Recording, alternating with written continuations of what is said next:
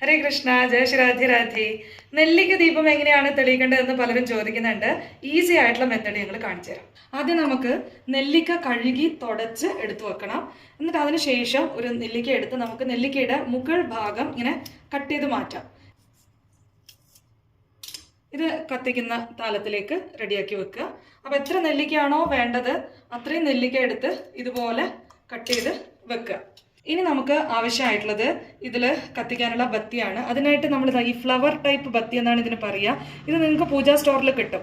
ഇതിനെ ഒരു 5-10 മിനിറ്റ് നിങ്ങൾ കുറച്ച് എള്ളെണ്ണയിൽ, ഇതിപ്പോൾ ഞങ്ങൾ എള്ളെണ്ണയിലാണ് ഇട്ട് വെച്ചുള്ളത്, ഇതുപോലെ എള്ളെണ്ണയിൽ ഇങ്ങനെ മുക്കി വെക്കണം. എന്നാൽ മാത്രമേ ഇത് കുറച്ച് നേരം ഇരിക്കുകയുള്ളൂ.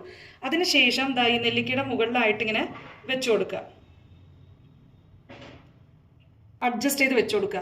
അതിനനുസരിച്ച് ഓരോന്നും ഇങ്ങനെ ജസ്റ്റ് ഒരുമിച്ച് ഇങ്ങനെ വെച്ചു കൊടുക്കുന്ന സമയത്ത് ഇത് സപ്പോർട്ട് ചെയ്ത് നിന്നോളും, വീഴില്ല. ഓക്കെ, ഇനി നിങ്ങൾക്ക് ഇത് കത്തിച്ച് കാണിച്ചു തരാം. അതുപോലെ നമുക്ക് ഈ ദീപം ഇങ്ങനെ കത്തിച്ച് വെക്കാവുന്നതാണ്.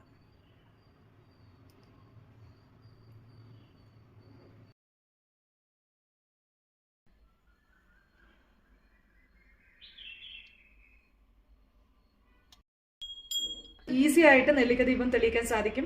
ഓൺലി തിങ് നിങ്ങൾ ആ തിരി കുറച്ച് നേരം എണ്ണയിലിട്ട് വെക്കണം, ഇല്ലെങ്കിൽ അത് പെട്ടെന്ന് കത്തിത്തീരും. ഇങ്ങനെ ഈസി ആയിട്ട് നെല്ലിക്ക ദീപം തെളിയിക്കാവുന്നതാണ്. എവറി ഫ്രൈഡേ നിങ്ങളിത് ചെയ്യുകയാണെങ്കിൽ മഹാലക്ഷ്മിയുടെ അനുഗ്രഹം നിങ്ങൾക്ക് എപ്പോഴും നിങ്ങളുടെ കുടുംബത്തിലുണ്ടാവും.